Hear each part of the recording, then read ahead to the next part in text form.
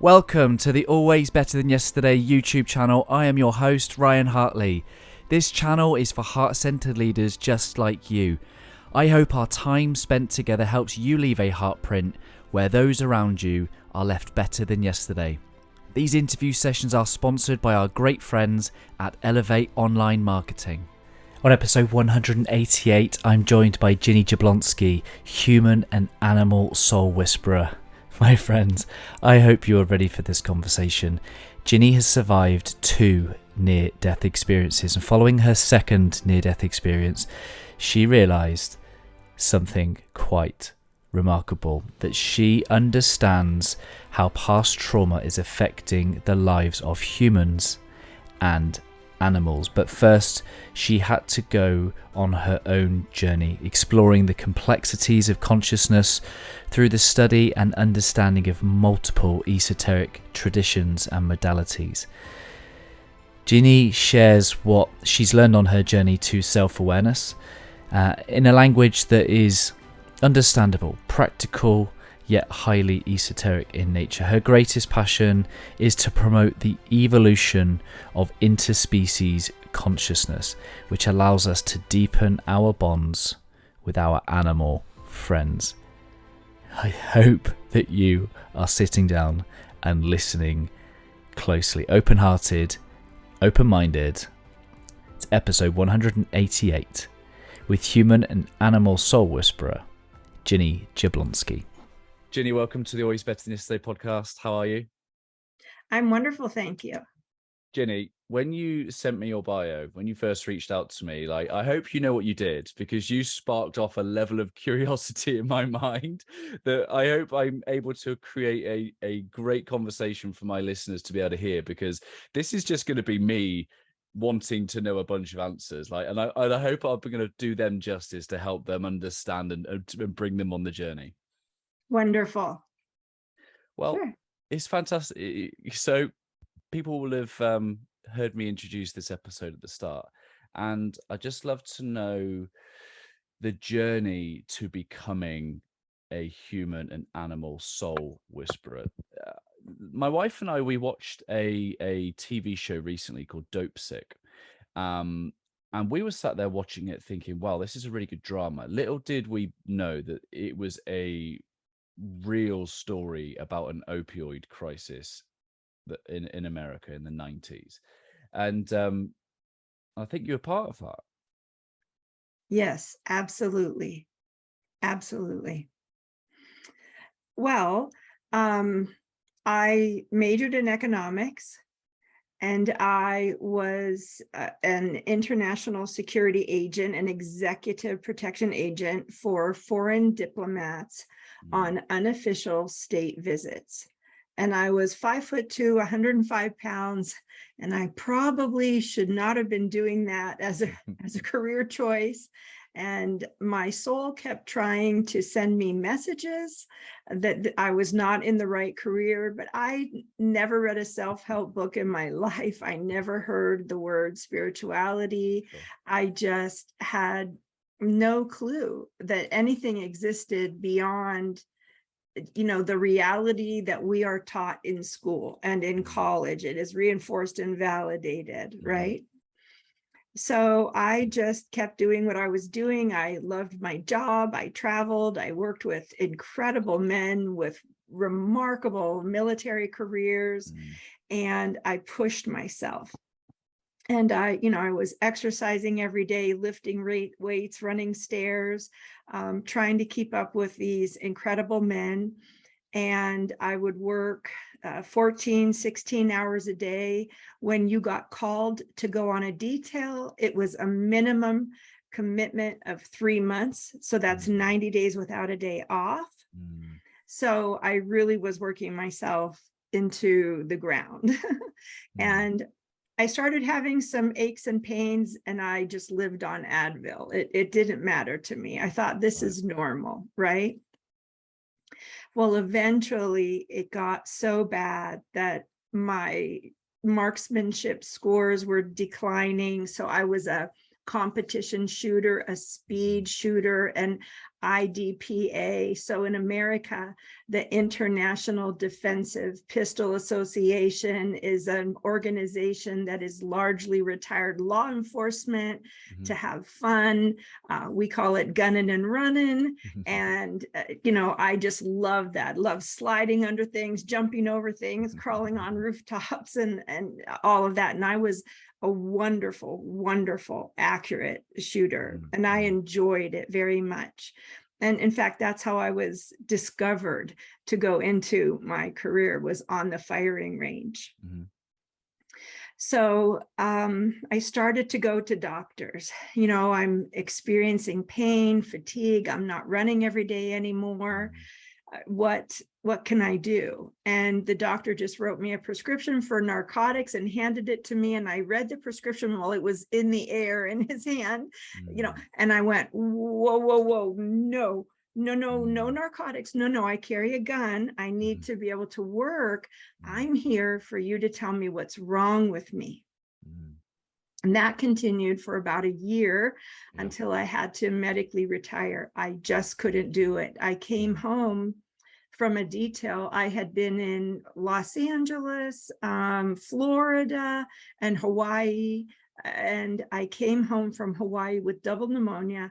I was in the hospital for 3 days. 2 days later, the phone rang. I went back to work.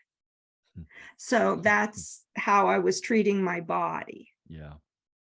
So about a year after trying to get the doctors to tell me what was wrong with me, I had to medically retire. I just couldn't exercise, which meant I wasn't fit to perform my job.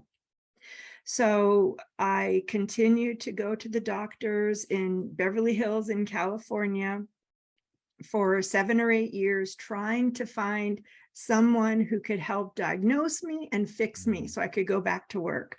And they kept putting me on all kinds of non-narcotic medication.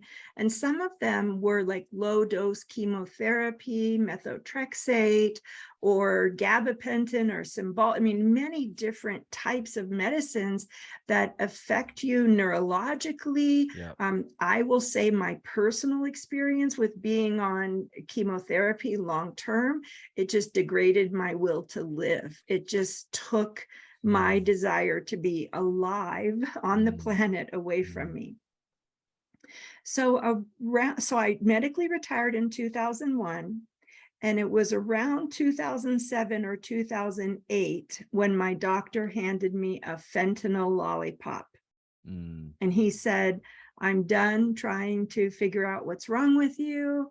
Here's fentanyl. This is your only hope. And that is an opioid. And just for those who don't understand yet what fentanyl is, what opioids are, they really are not a pain medication. It's an anesthetic. So it anesthetizes the neuropathways that are sending the signals from the sensory neurons in the body to the brain, to the motor cortex and other areas of the brain, saying, hey, alert, alert, there's something wrong, pay attention, right? And when you anesthetize those pathways, the body is genius, and it just keeps creating more pathways.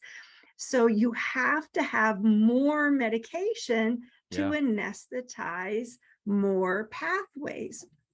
It's not the same as building up a tolerance for a narcotic. It's a little bit different, but I really think it's important to share that up front for people that don't understand. And this is why people overdose, right? Well, it kind of plays to the kind of Western world, doesn't it? Because there's a biases towards the mind as an entity.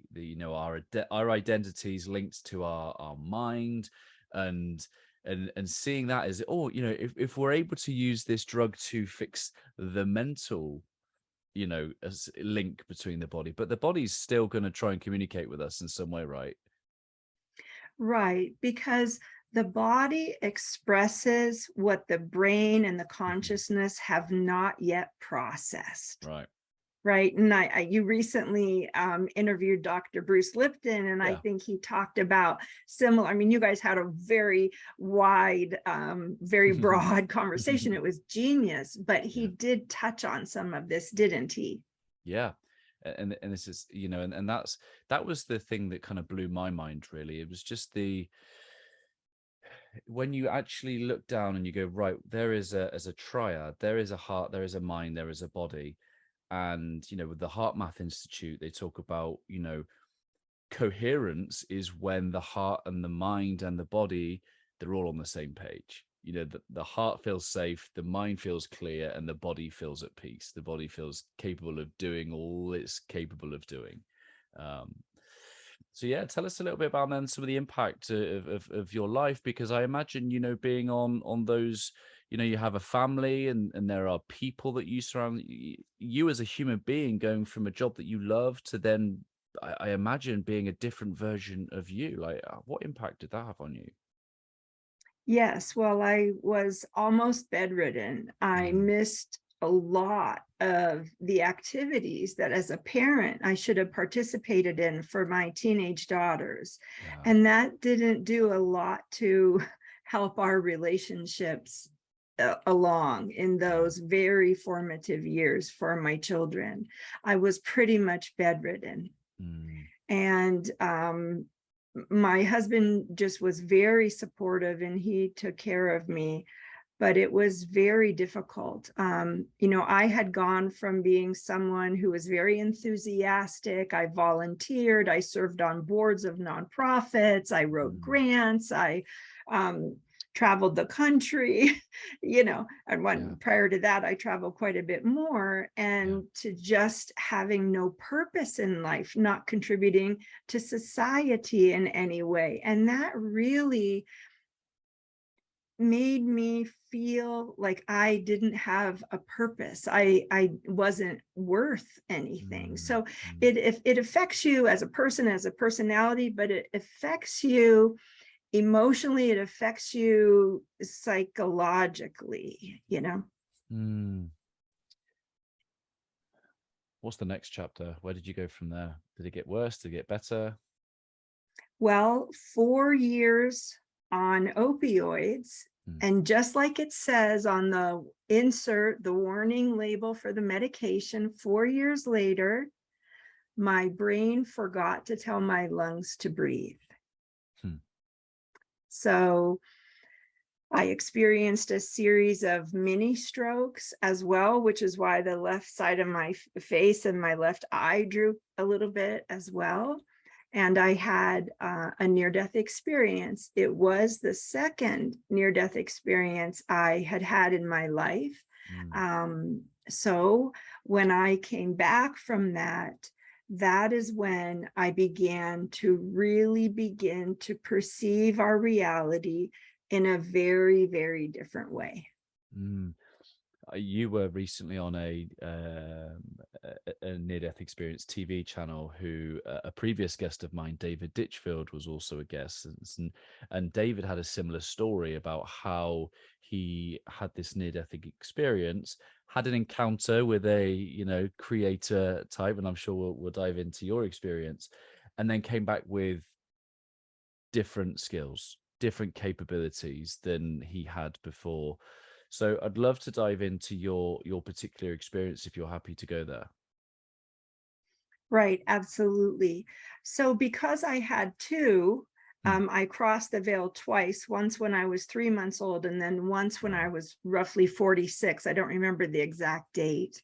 Um, I was able to bring back a higher frequency, much like David did. Mm, His third strand of DNA. I mean, I shouldn't speak for him, but what is happening to those of us, hundreds of thousands, if not millions of us, who are coming back changed in very profound ways, our third strand of DNA is being activated. mm, And that is activating our right brain in ways that most people have not used mm, their right brain, the creative side of the brain, for millennia on the planet. And so David was able to mm, paint, and then eventually even to create music, and he's become very well known for that, and it's a beautiful story. Mine was not as remarkable as David's in the actual experience. It's what happened to me afterward, but in the experience, I was propelled into an in-between space where I was given the option to stay or go, right? You've suffered enough, come with me, right?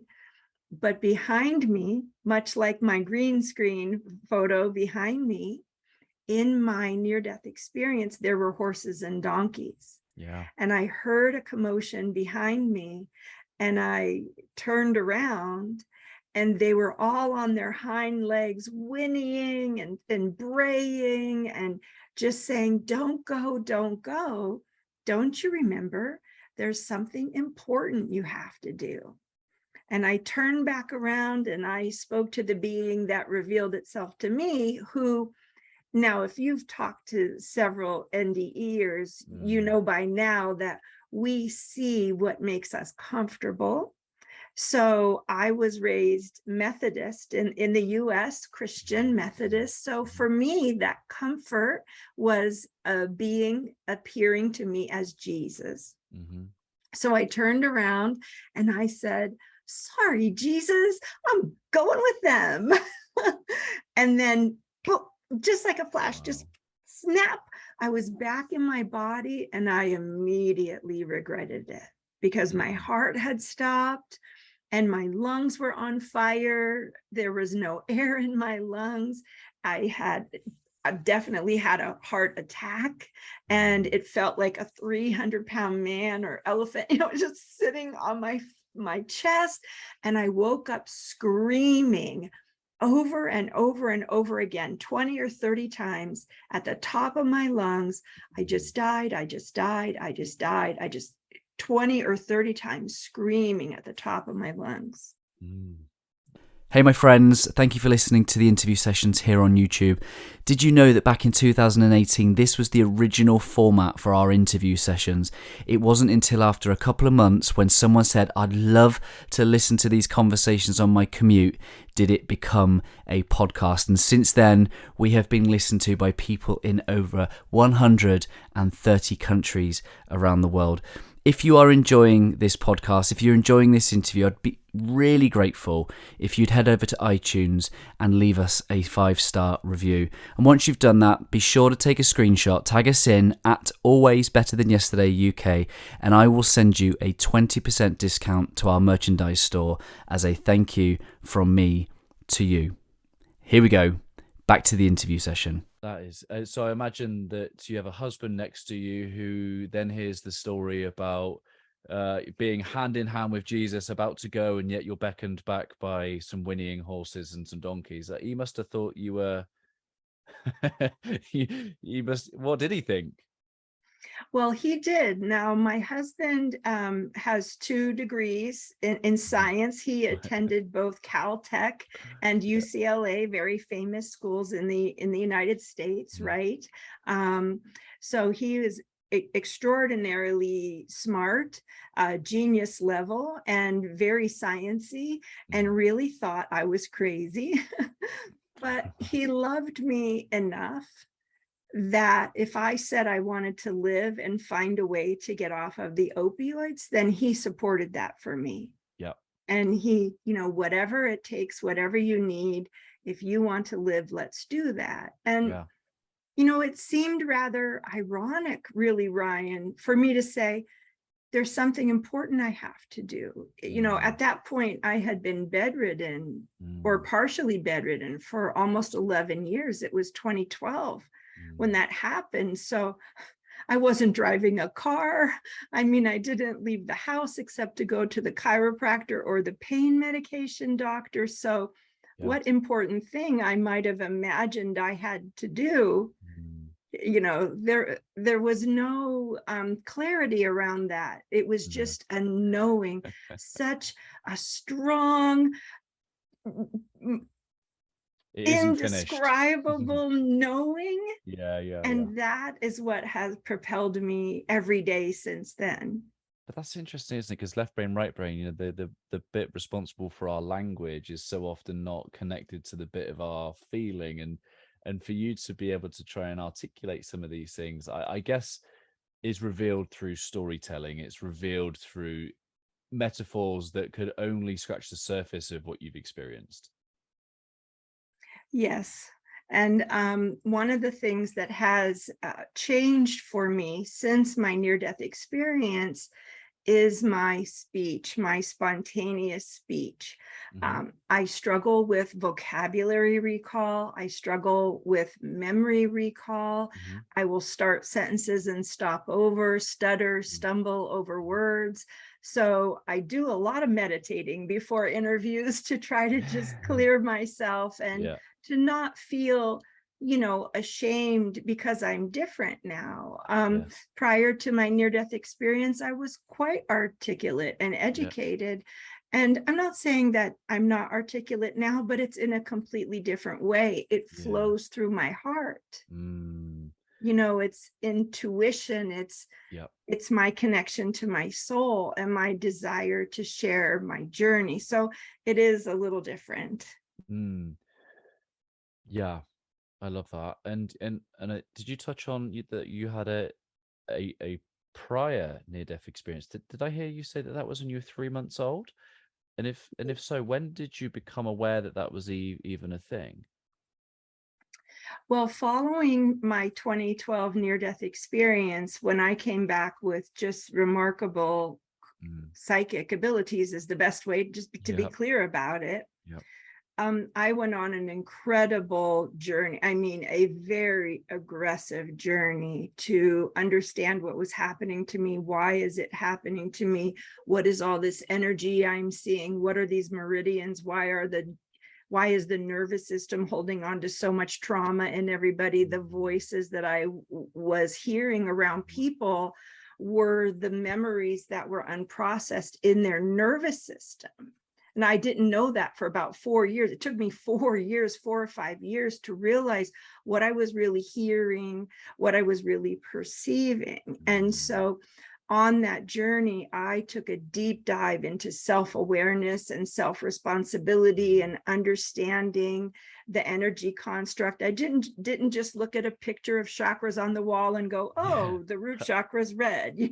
I totally dove into a very deep education and understanding, coupled with my personal experience of validating that Yeah. some of this is true, and some things I found not to be true for me. Hmm. But on that journey, one day in about 2018, I think it was the spring of 2018, I was getting a massage from a woman who is an intuitive healer, messenger, and who also is a massage therapist. Hmm.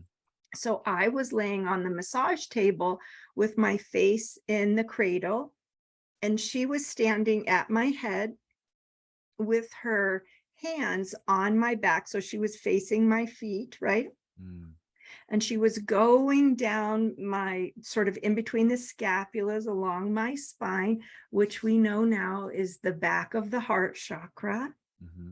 Hmm. And I spontaneously had a vision of an infant. And Mm. I said out loud, why am I seeing a baby? What is this? And I was immediately propelled into a black space, the black velvety void. And this is a very common style of near-death experience that people have had, but I had no exposure to the near-death community. I didn't even know what near-death experiences were until I Mm. found out that's what happened to me in 2018. And Yep. then I got involved in that community. But prior to that, I just thought I died and I had no context for it. Yeah. So when I went into the void, I didn't see anything. It was black. Mm. I just heard a voice. And to me, the voice sounded masculine, and it was coming from everywhere. And I was a part, it was just everywhere. And I was a part of the void. Mm. And my best description is that was God or creator. Mm-hmm. And I said, I can't do this. And I was 3 months old. I had whooping cough. I had been packed in ice in a tent in the hospital, and I turned blue, and the doctors said I probably wasn't going to make it. It didn't look good. And when I left my body, this is what happened. So I was communicating with creator, God, whatever anybody wants to call it. Mm-hmm. And I said, please don't make me do this life. It's going to be extremely difficult. I'm going to be abused, traumatized, physically, emotionally, abandoned, sexual abuse. I can't do this. Please don't make me do this. And the creator kept saying back to me, there's something important you have to do. I'm going to send you back. Well, every time he said that, I got more and more hysterical.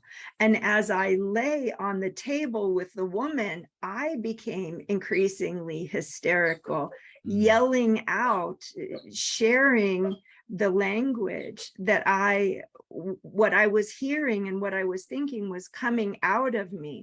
And I was crying hysterically. I'm sorry if you hear that noise. I have a puppy under my desk and he's having a dream. Bless him. Anyway, so I was just hysterical, and the woman was crying, and I could feel her tears just drip, drip, drip on the back of my head while this was happening. And I was, not to overstate, I mean, I was hysterical, just hysterical. So I went back 7 or 8 times with creator. And what I think is about the 8th time, I said, I can't, I won't survive. Please don't make me do this. He said, I'm going to send you back, but I will make you stronger so you'll survive. And that's what I attribute to me not dying or becoming, some sort of a drug addict in my early life, or being derailed from the life that I did have anyway. And if that wasn't enough, I understand that there were 2 incidents on the freeway. Yes, they both involved the freeway. Around 94, I lived in Los Angeles, the west side of Los Angeles, and I was riding on the back of a friend's motorcycle, a friend of my husband, and we were tooling down the freeway, 90 miles an hour in the fast lane, but we weren't going faster than the cars. That's how fast people drive in Los Angeles on the freeway. And I was holding on to him, my hands around his waist, and it felt like somebody just grabbed my right hand and just pulled it off. And I immediately whipped around backwards and started to fall off the motorcycle. And I had a very large helmet on my head, so I couldn't scream. And I was completely turned around facing this very large dark sedan. And I thought to myself, yep, that's where I'm going to die, right there on that windshield. Wow. And my bottom was coming off of the seat, and I was mid-air. And what I can only describe as the invisible hand of God just came with such a force and just propelled me back onto the seat, and then wrapped my right arm back around, and I was able to clasp my hands. So that was the first time that happened. How'd you get your head around that? Like, was that like did that even happen? Like, how do you rationalize that away? Right. And the only person I shared that with was my husband, because that's kind of crazy, right? And you would think, though, Ryan, wouldn't you, if something like that happened to you, wouldn't you seek out a counselor? Wouldn't you go to a spiritual bookstore? Well, not me. I'm pretty dense, and it takes a lot, apparently, to get me off my spot where I'm very comfortable. Yeah. So, and the second occasion? Yeah, so the second one, it was roughly 1998. We had moved to the mountains outside of Los Angeles, and I was driving into Los Angeles on the freeway, driving my own SUV in the fast lane, going about 80 or 85 miles an hour. And this was just about the time where cell phones were getting smaller. So it was easier to sort of have your own cell phone. It was just about the time when almost everybody was getting the little Nokia cell phones. And my husband called, and I answered the phone when I was driving. I had 2 children in daycare and a husband who was working 100 miles away. So I answered the phone. It was my husband.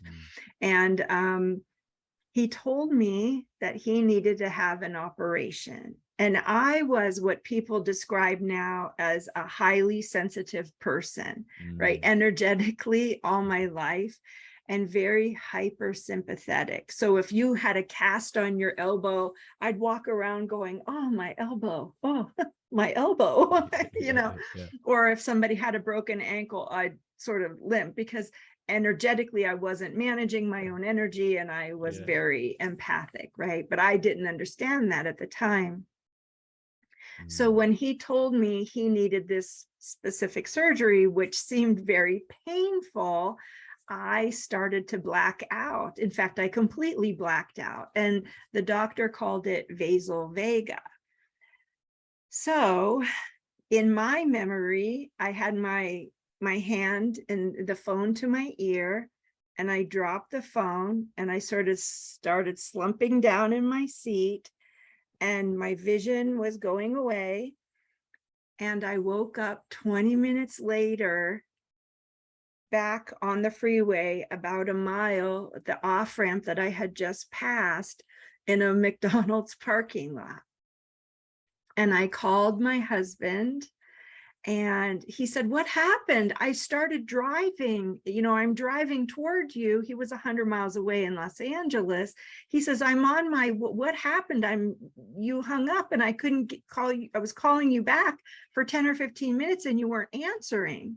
So he was driving toward me already. And I said, I think I just died. And I think there was a huge accident, and I remember it. But when I woke up, I'm just here in a parking lot. So he did come, drive 100 miles, pick me up, drove me to our doctor, who at that time was still in Los Angeles, 100 miles back to the doctor. The doctor said, oh, you're just getting older, and you have vasovaga, and you're just very sensitive. There's nothing wrong with you. Just go home. So he drove me 100 miles back to my car. And we talked about, this is the second time something really remarkable has happened. Maybe there's something important you're going to do. And so we just sort of theorized that it was that we had 2 remarkable daughters, and I just needed to be here to raise the girls. So 3 months old, you have your first near-death experience. You then go on to have a couple more, your career, your narcotics, you die again, and then this last time you come back and then start on this journey of making sense of it, starting to make sense of what it is that is so important that you keep getting sent back. Someone's got good favor over you, and they you're here for a purpose. And at what point did you start to connect that had anything to do with animals? Well, after I went on a healing journey, and I studied many different spiritual philosophies and sort of, religious philosophies, just to study the context of it and how it relates to people's understanding of energy, right? Because I was seeing energy. I could perceive consciousness personified. I could hear a plant talk, and it would have to me a personality, right? Or if I were talking maybe to a man or a woman, and I was talking to their inner child, it might appear to me as a child, or the masculine or the feminine. So many years go by, and I'm just trying everything, going down every rabbit hole, studying anything I can get my hands on. I'm hardly ever home. I take physical therapy so I can sit up on a plane to fly to Australia and go to Uluru, Ayers Rock by myself, and work with an Aboriginal woman, and work with different kinds of indigenous shamanic practices. And throughout my whole journey from the very beginning, all the healers that I was going to were saying, you're a healer, you need to do this. You're bringing through remarkable information. You need to do this for a living. Mm. And I told everybody no, because I can see energy in people. I could actually see the energy of the healers that I was going to. And I could see that they probably, a lot of them had a lot of trauma and maybe shouldn't have been doing what they were doing, which There's is a lot of false prophets out there. yeah. And I attributed that to why none of the healing that anybody was doing for me was working. And so and my soul the whole time was taking me on this guided journey of my past lives. Right. And I realized that was the important thing for me to do, was become self-aware in what it means to be human. And it's a very esoteric conversation, to be sure, but that was my purpose. So around 2016, maybe 2017, finally, people were really telling me, you really need to do this. You can really help people by giving these messages, because I don't really heal people per se, or even animals. I give them messages from their soul, from their body, from their consciousness, the trauma, and that type of thing. So I started working with people, and within, I don't know, a month, I had clients all over the globe: Belgium, England, Mexico, Australia, New Zealand, Ecuador, Panama, just everywhere. And I was blown away, blown away. And while this was happening, I was working with the people. Animals started coming into the session. And I would say, well, do you have a little white cat? Well, I did when I was a child. So when you say coming in, do you mean like sensorily to you? Like telepathically and clairvoyantly, I could see it, right, and communicate with it. Or I would say, do you have a horse that's alive? Or do you have a brown dog? Oh, that's my neighbor's dog. You know, and the animals would come through, and they would give loving, just loving, supportive messages, or they would ask for healing, or they would offer healing to the people. They would say, oh, I know something that's going on with this person that they're not telling you, or that they need to think about. And they would give messages through me that would help the person become more self-aware or more reflective or something like that. So one day I was meditating, and, you know, this kind of a journey necessitates meditation and self-reflection, right? So I was meditating one day, and I said, why are all these animals bothering me? You know, I'm really trying to do something important here. I'm trying to help people. These animals just keep coming in and bothering me. And this giant horse spirit showed up in my room and said, don't you remember? We were there in your near-death experience, and we brought you back.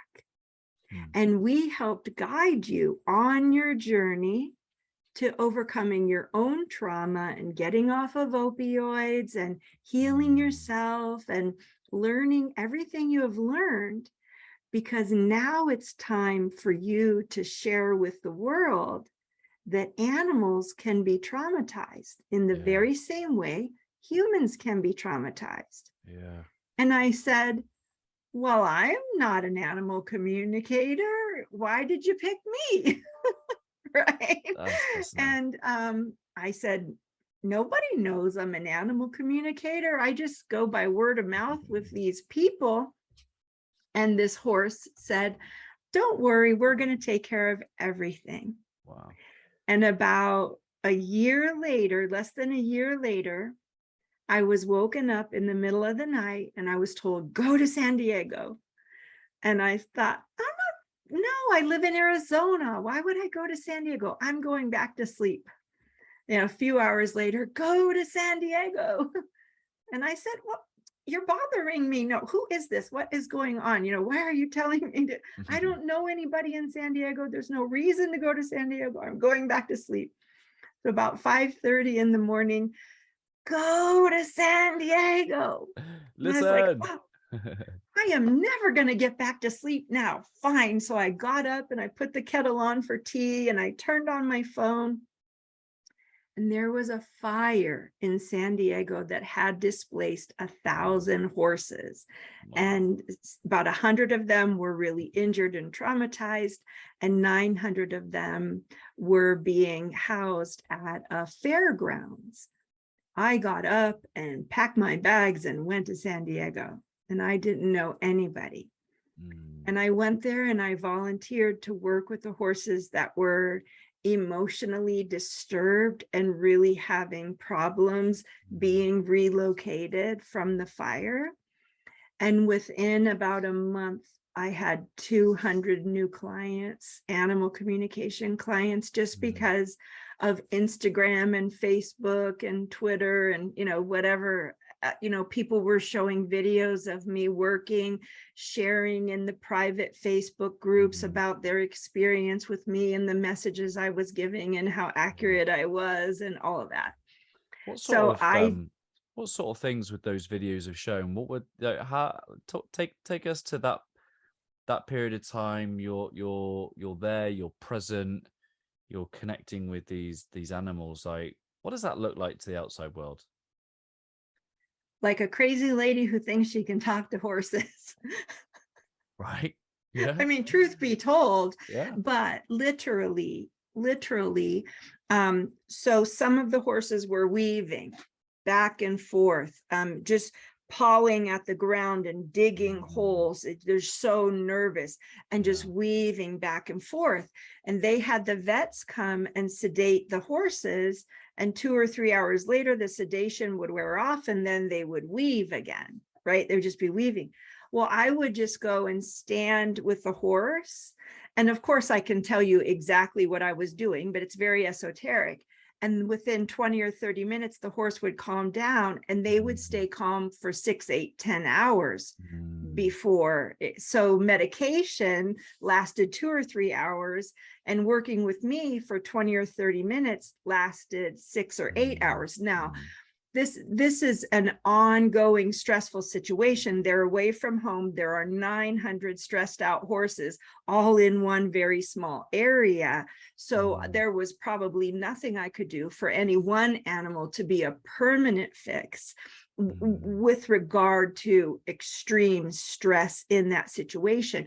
There were some animals who had other messages or other smaller things, like they wouldn't get on a trailer or something like that, or just had an issue from the past and they weren't particularly upset about what was going on now. So I was able to help with those sorts of things.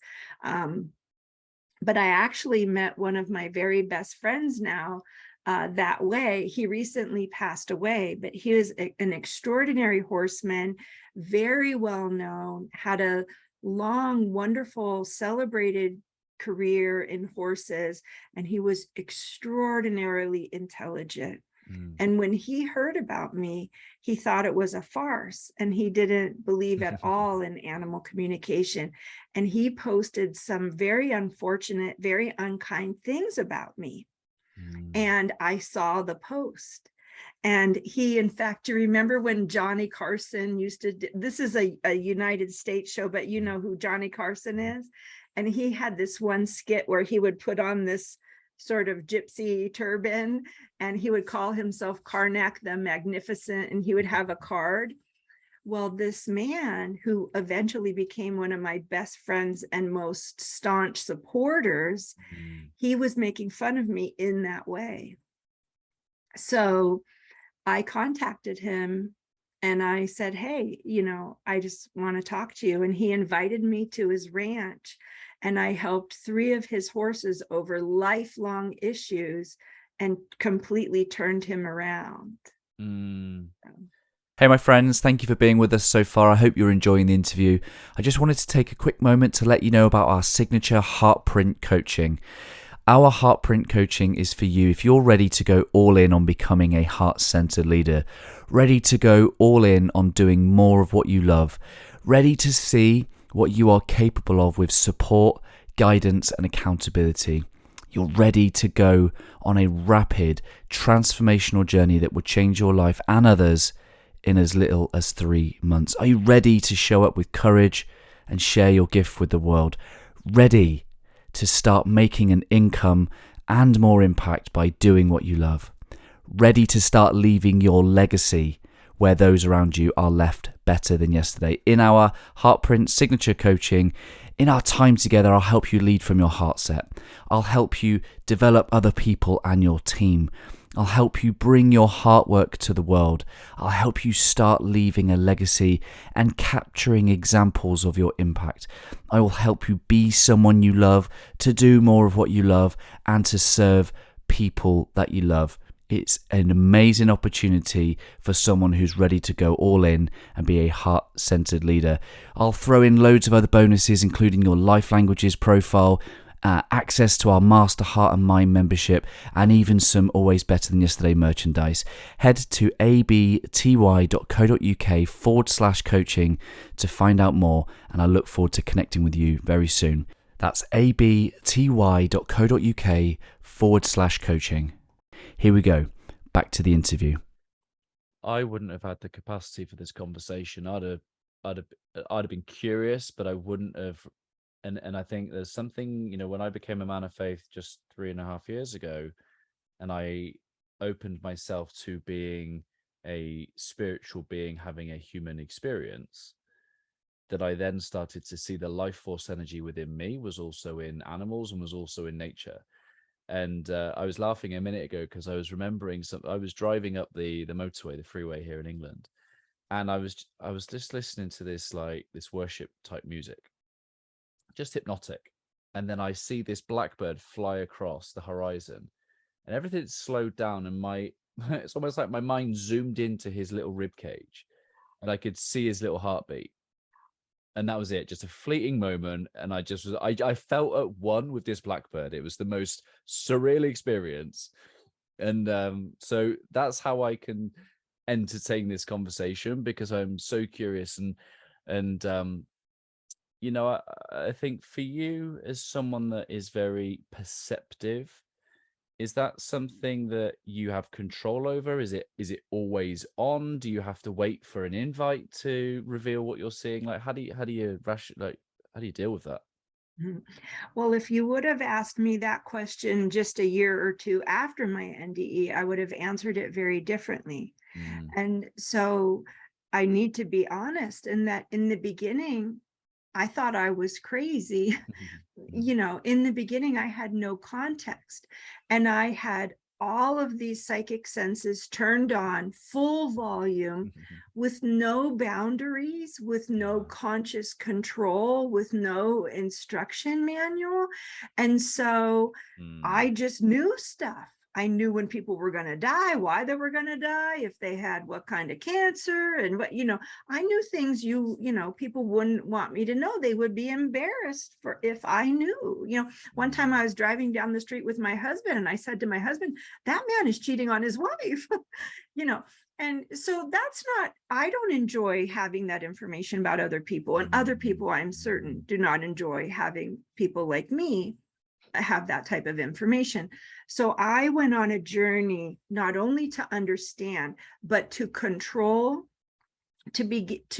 my intention is to use it ethically, responsibly, to have boundaries, to be able to control it, to be able to, as you say, turn it on and off. So now 99% of the time, I need to be invited. I must be invited.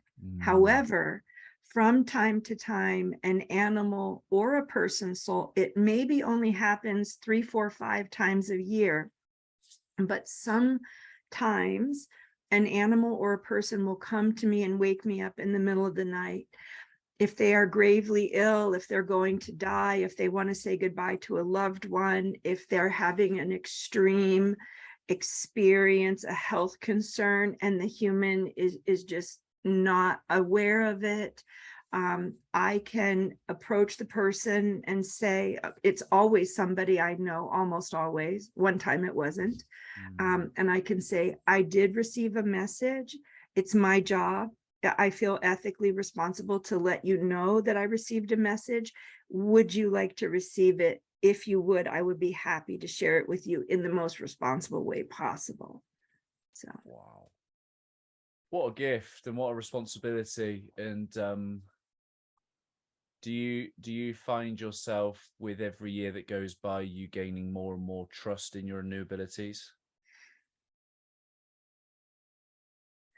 I have to tell you, I had 100% faith from the beginning. Mm, And I don't think to be honest, I don't think I've ever been wrong. Now, mm, there are some things that cannot be proven, yeah. obviously.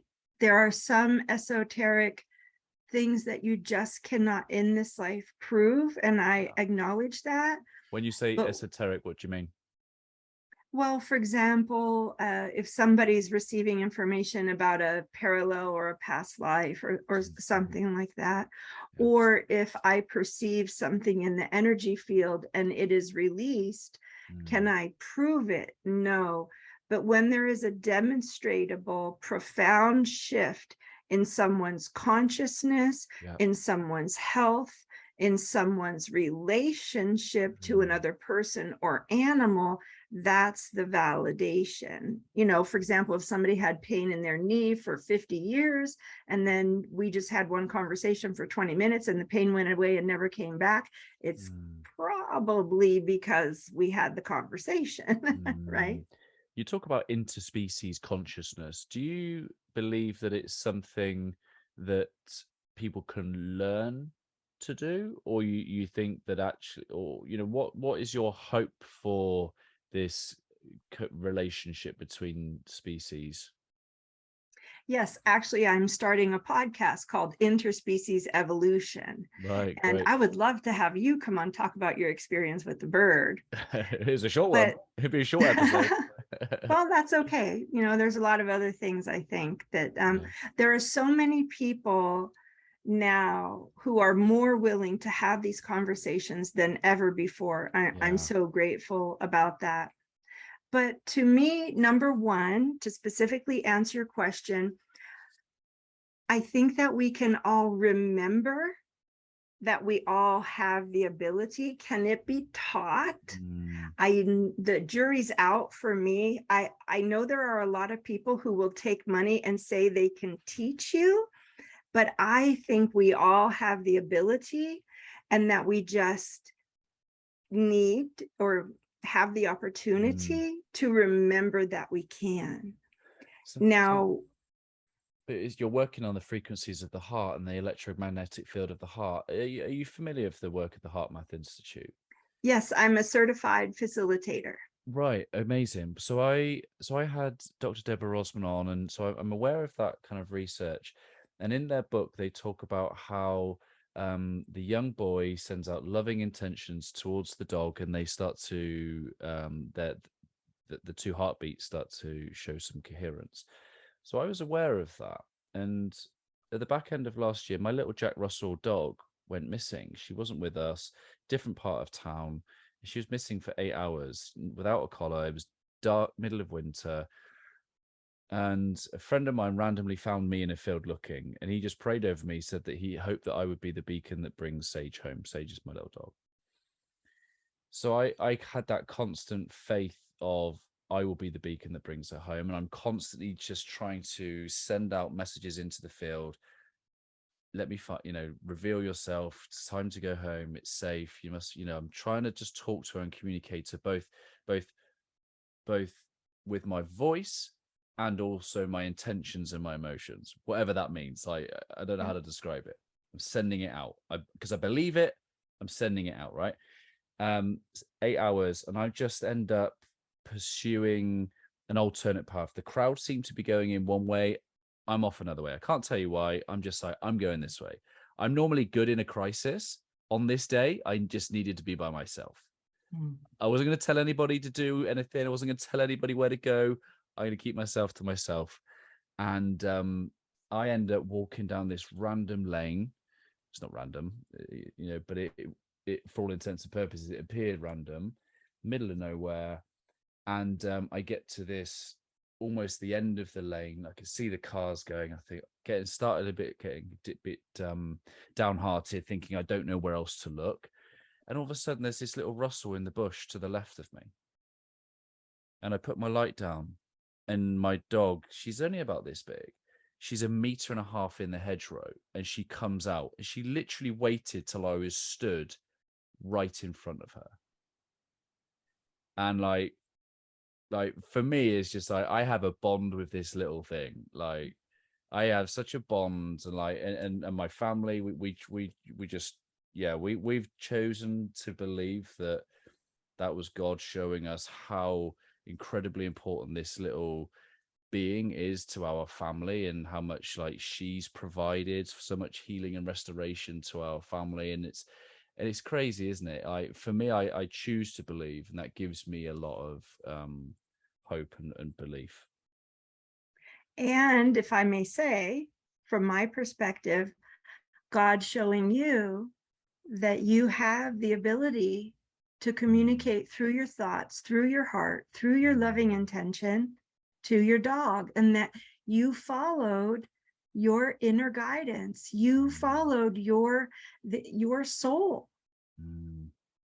And yet I don't have the words for it. Obviously, I've told you a short story, but in terms of why I went that way, I don't know. Right. You know, in terms of why I took the route I took, can't tell you. Right.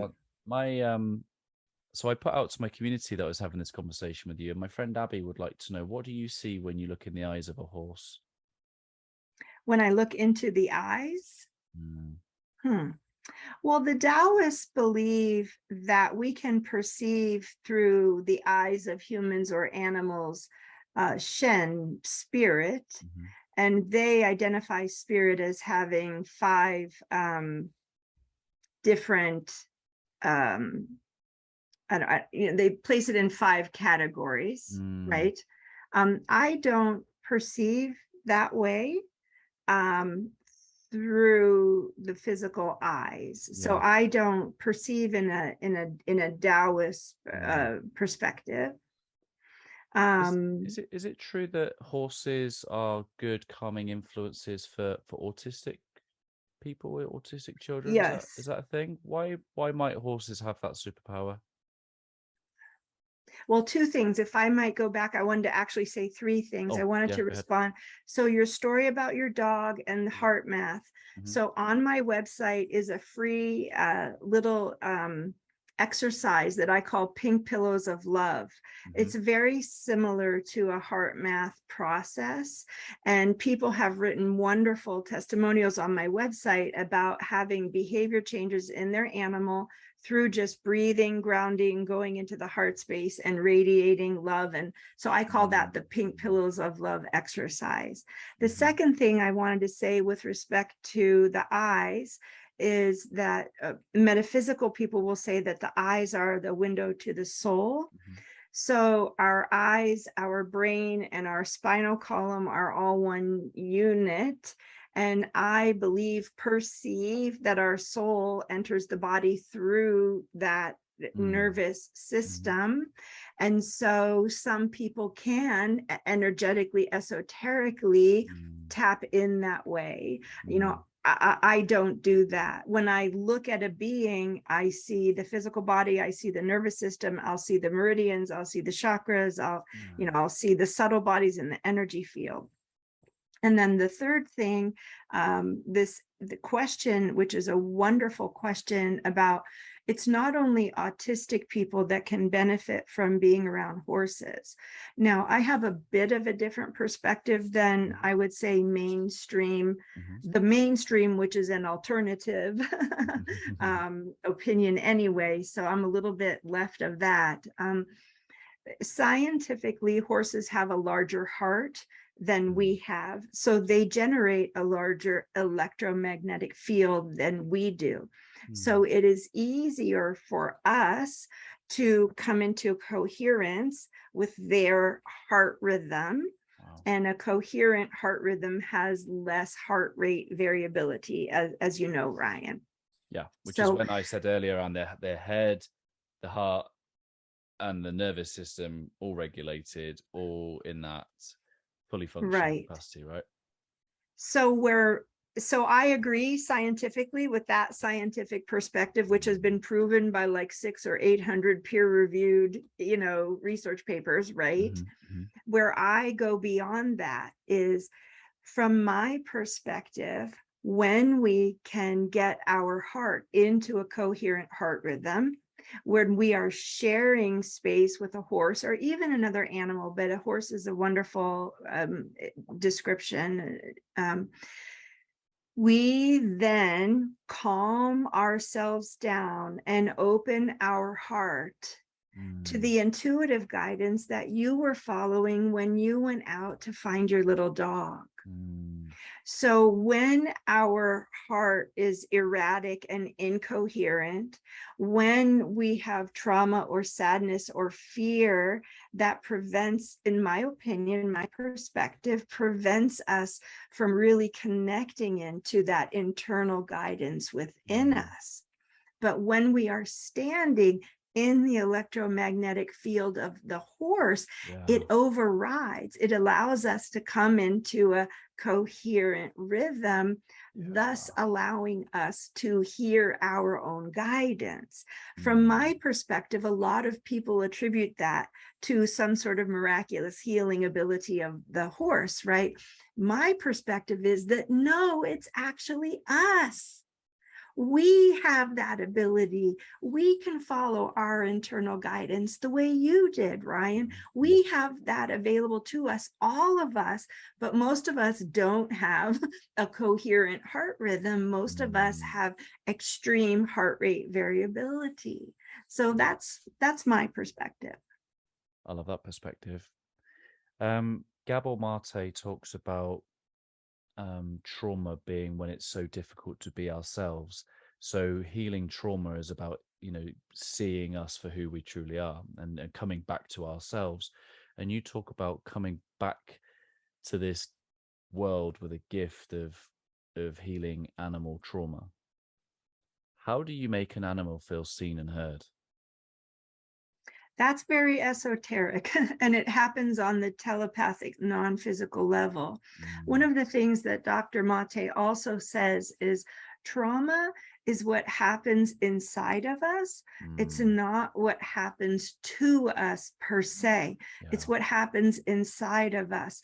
And that's the consciousness that I perceive, Ryan. I am able to perceive that in the nervous system of people and animals. So the way I work with the animal is I communicate telepathically. And I will say, much like was offered to you by the bird, okay, I will say to the horse, I have a golden light inside of me. When you look at me, what do you see? And they'll say, oh, I see pink, or I see gold.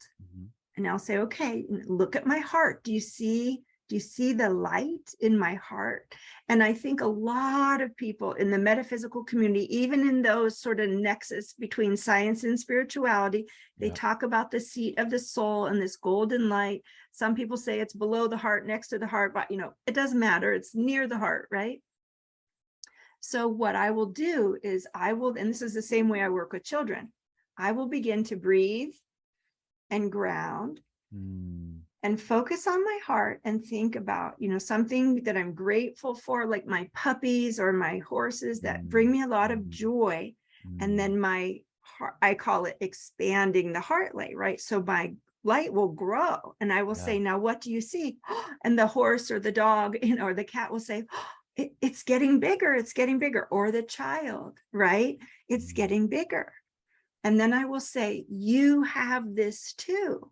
Look inside yourself, because animals have psychic abilities as well, and they can perceive themselves. And so, the tool to communicate with dogs that is getting so popular now on Instagram and YouTube called Fluent Pet, the buttons. Right. Right. No, I'm going to have a look. Oh, you have to. You might want to research the woman that really made it very well known. She's actually a research scientist at UC San Diego. So she's not just some random, person. She's an educated person who is trying to prove and work with the cognition of animals. So the way I work with children and animals is to say, can you see your own light? And then if they can't, I will sort of take my finger, which is about as aggressive as I get with energy healing. I sort of energetically take my finger and I just touch that little whatever is there that is covering it up, whatever trauma, whatever emotion is heavy on the heart that is preventing them from seeing their own magnificence, their own golden light. I will just take my finger and just sort of melt that away a little, and then their golden light will begin to shine. So when I begin to help them understand that they are just like me, and when you get into watching this dog, she's I think she's a sheepadoodle, so some sort of an English sheepdog and poodle combination. So she's gray and white. Her name is Bunny. She began, after 2 years of doing the process, to ask existential questions. Why am I a dog? In the mirror, is that me? Why do I look like that? Why am I a dog? So I think you'll find it very fascinating. I interviewed a guy called Dr. John Amaral. He does a lot of energy work with humans, and he was the energy guy for Tony Robbins. And on his kind of videos, I would see him doing almost like this stuff over the top of bodies, and they were just moving in ways that and he's not even touching them. And I think sometimes it's just like I'm surrendering the need to know how. And I can look at in awe and wonder at the gifts that people like yourself and Dr. John have in the world without needing to know specifically how. And if I don't know how, it doesn't mean to say that it doesn't exist, because I think greater blessings belong to those who believe without seeing. But you are showing that it's fully possible, fully capable. And do you know what? I think I've seen far too many Disney films where like animals take on like human personalities and voices, and I'm half I'm laughing to myself because I'm thinking, you're communicating with an animal, and is there a moment where they're like, "What? You can hear me? What? Like someone finally understands me?" Yes, that happens. I've actually had a horse tell me that he didn't believe in animal communication. And I said, but you're talking to me right now. But he had been around so many humans who thought it was bullocks, who, in these high-end barns where people are very science-y and foundational horsemen, and really for the most part, I don't mean to offend anybody, but for the most part, don't believe in animal communication because horses are tools. They don't see them as sentient beings. And he was owned by a very wealthy person in Texas who was a national rodeo champion. And so he said, no, none of the humans I know believe in this. How can this be true? And he said it in a very funny way. I actually wrote a blog. And so I kind of laughed out loud, and I thought, oh, wow, this lady's taking a real chance on me. Now she's going to think I'm crazy because I'm hysterically laughing at her horse. But eventually I did convince him, and we made some wonderful progress. It's funny how like there's a universal language, and I guess, someone that would be observing this first, do they neigh at you? Like, do they whinny at you? And I guess it's I guess if I try and get my head around this, is this your third eye being able to read the frequencies and energy waves that are created through that communication so that you're able to receive it in a way that you can make sense of it rather than the way that it's communicated? Well, depending upon our level of consciousness, we all communicate in different ways. Sure. Usually, and it really is different for almost everybody, but there's something called a transmediumship space in the back of the throat chakra and the ears. So hearing actually comes in through the throat chakra our clairaudience, right? Clairvoyance is generally speaking the third eye, and the claircognizance, the knowing, is the crown chakra, the pineal gland, which does interpret the information. But channeling and a lot of communication does go through the back of the throat chakra, the ears, in the what's called the transmediumship space. And it really depends on both of the beings communicating to one another. So when I speak with horses, for example, sometimes I see colors, sometimes I feel emotions, sometimes I get a dissertation of multiple paragraphs, and sometimes I get pictures and a few words. So it depends on the unique individual animal as to how much they have developed their own psychic abilities as to how they communicate. So I generally receive at a level that the other person is able to communicate. But it is very possible that all language, all communication, there is a metaphysical belief that our thoughts create pictures in our mind, and those pictures are shared with the animals or even other people. But when we communicate at the higher self level, which is the 8th chakra above the head, that is the universal language of symbol. And so it doesn't matter what language we speak, the universal language between the higher selves sharing information and then providing it to us comes in through symbol, and then we each interpret that symbol. And I know that might be a little deeper than you wanted to go, but no, it's exactly where I want to fair. It's not fair, I don't think, to oversimplify, because too many people are quick to oversimplify. I love that. And one of my favorite leadership books is by a guy called Bob Berg. He wrote the Go-Giver series of books. And in it, one of the principles he talks about as a leader is to learn to listen with the back of your neck.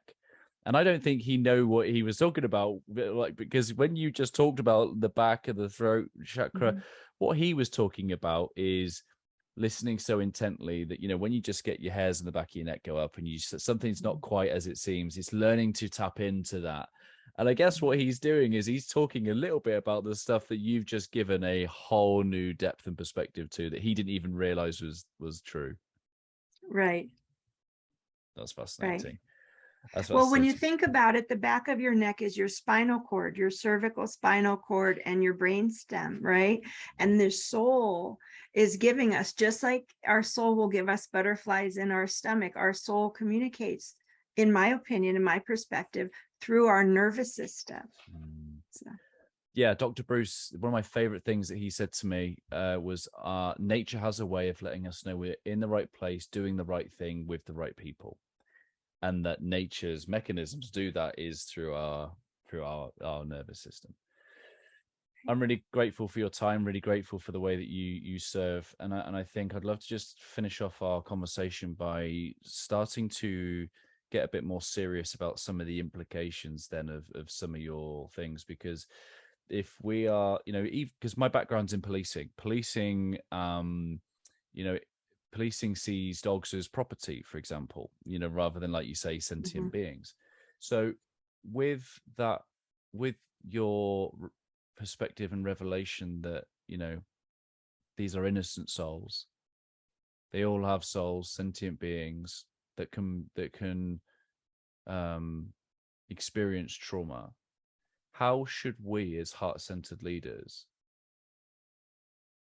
be more of an example and be more of a compassionate to all of God's creations? Well, you're going to make me cry, or you did make me cry. Well, I think, and this is just my perception, I think they have it right in England, right? The Bobbies don't carry weapons. They are armed with a level of understanding of human psychology and communication and de-escalation and reading the face and the body language. And they have so many more tools available to them than American police with a sidearm and a stun gun. They could add breathwork and meditation would be my next suggestion, but yeah, I hear you. Now that I think from my job and your job, I would like to say for those of us who have these types of stressful jobs, emergency responders, firemen, police, doing this type of work, grounding, breathing, self-awareness, meditation, learning more, becoming more self-aware, that can help us to, on a daily basis, release the trauma that we are perceiving in the world around us. Because we as humans and animals, Ryan, you know this is true. This is scientific fact. You should get Dr. Lipton back and talk just about this for an hour. We have something called mirror neurons. And mirror neurons mirror the trauma that we are perceiving outside of us.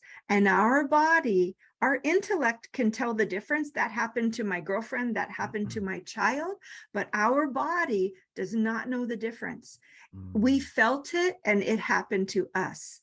So we are like sponges. Our nervous system is perceiving the trauma we are outwardly perceiving in the world that is happening around us.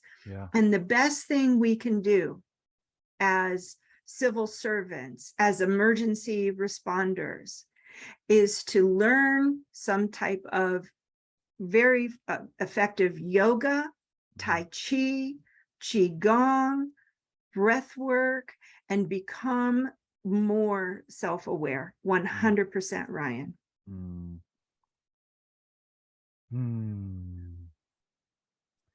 You contributed to a book that was titled Animal Prints on Our Soul, I believe. And I have a word here at Always Better Than Yesterday. It's called Heartprint. And the word I use Heartprint for is to describe the legacy of our heart-centered interactions. I'd just love to understand what you believe your heartprint is. On the world or just for me? What is the legacy of your gifts, your talent, your heart-centered leadership?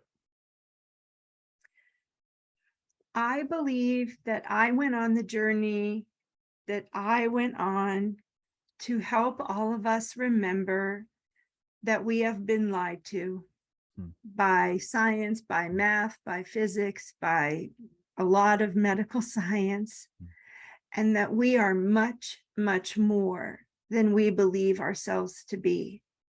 And that if we only open our hearts and we only use breath work or some type of movement, have a more positive relationship with our body, we can all remember the truth of who, as humans, we truly are.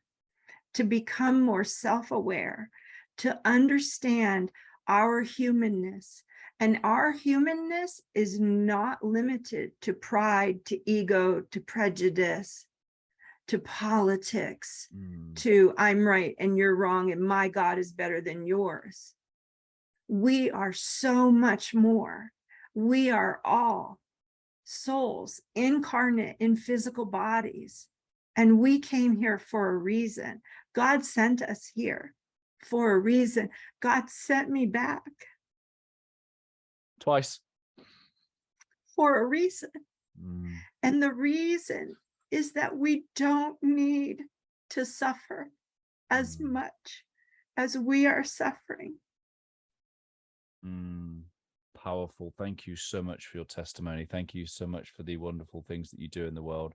And I can tell how much it means. I can tell how much it means. And what do you do for yourself? Like, how do you, like, it can be hard. It can weigh down on you. You see, perceiving the trauma of not only traumatized human beings, but animals as well. You've just added another several billion creatures worth of, people that you could help. But, how do you look after yourself?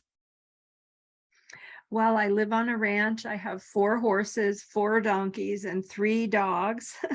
A husband that loves me. I don't do 5 or 6 clients a day. I never do more than 3 clients a day. I space them out. I manage my own energy. I have a wonderful relationship with my husband and my children, which, as I mentioned earlier, wasn't always so great. But over the years, through my own healing, that has improved. I do yoga. I eat healthy. My perception of healthy, I take a few supplements. I move my body, and I talk to other people. I communicate about this. I share my truth, and I surround myself with curious people who are on a journey and who are willing to begin to open up to these types of concepts as well. I love that. How can people connect with you and follow your journey? Heartofthehorse.us. Heartofthehorse.us. I love that. Thank you so much for your time. Thank you so much for your impact. I'd be honored if you'd leave us a final thought from your good self. Well, Ryan, my thought is for you. It's tremendous gratitude for what you do. This podcast has touched so many people. You have such a wonderful variety, helpful people. And I want to thank you and honor you for being willing to have this very esoteric conversation. Very kind of you, my friend. Thank you so much. All righty. Bye-bye. Thank you for making it to the end of the interview here on YouTube. I hope that our time spent together has left you a little bit better than before you push play. Before you go anywhere, please leave a comment down below, some of your key reflections, your key takeaways. I love hearing from you and what this conversation has inspired in you. Let me know what you're going to do as a result of this conversation. I will be back next Wednesday, where I will share another inspiring guest. To make sure that you don't miss that, please do subscribe. Hit the bell and you will be notified as soon as it goes live. If you're curious to know how I, through Always Better Than Yesterday, can serve you, your team, your organization, please do visit alwaysbetterthanyesterday.com, and it will be my honor and privilege to help you in any way I can. Keep leading, my friends. I've been Ryan Hartley, host of the Always Better Than Yesterday podcast here on YouTube. Always love.